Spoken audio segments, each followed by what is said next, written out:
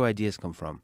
What about the seeding of ideas? What about consciousness itself? Oh yeah, I think ideas are aliens.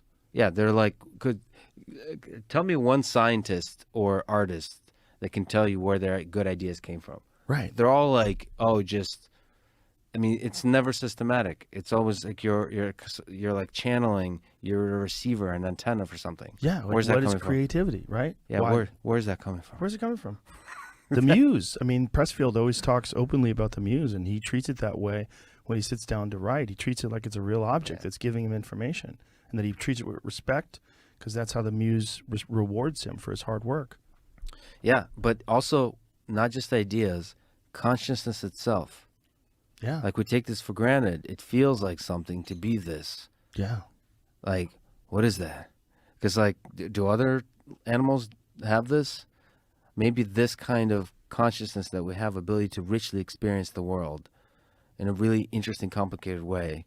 Maybe that's a gift from elsewhere for us to be able to understand ourselves and to create something that will save this place. Or maybe it's a function of the universe that constantly encourages innovation. If you look, I mean, I've said this ad nauseum, but I'll say it again because it fits into this conversation. If you were observing the Earth from afar, if you had no context, if you didn't understand the human species at all, if you were completely alien from it, you're a being made of light, and you're observing what these creatures do. Well, what's the predominant change-oriented creature on this planet? It's humans. And what do humans do? Well, it seems like they make better and better stuff. That's what they're always doing. And maybe that's what materialism is all about. Maybe our obsession with materialism is an insurance policy that fuels constant innovation. You know, like I have a phone, an iPhone, one of my other phones, that's 3 years old, maybe. When I use it, I can't fucking tell. But when the new one comes out, I'm going to be one of the first dorks to get it. Why am I going to get it? Because I'm a fucking idiot. Because I want the newest, latest, greatest shit. And I want to fuel this innovation. Well, why is that? Well, what does it do? What are we doing? Well, we're eventually moving towards more and more capable things, more and more capable machines. We are the electronic caterpillar. We're giving birth to the butterfly, and we're making a cocoon, and we don't even know why. We're just fucking constantly trying to buy the newest. Oh, this one goes 0 to 16, 1.9 seconds. Whoa, gotta get it. You know, and we're constantly involved in this pursuit of technological innovation.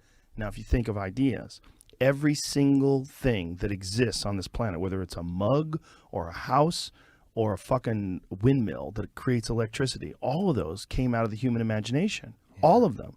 You had an idea, a guy collaborates with this woman and she has an idea and her idea fits with your idea and it makes your idea better and more capable.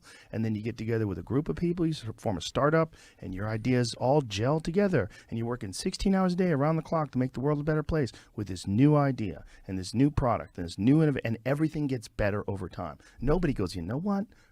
These phones we got here right now, we're good. Let's just stop innovating. Let's tell Samsung and Apple, let's just leave it the way it is, and we're good with phones. And let's channel this into cancer research. Let's channel all this creativity into fertility work. Let's try to take the phthalates out of the fucking bloodstreams and the microplastics out of people's water supply. No. More, better, crazier stuff. But by the way, to push back, you said nobody says we had enough of the communist regimes did.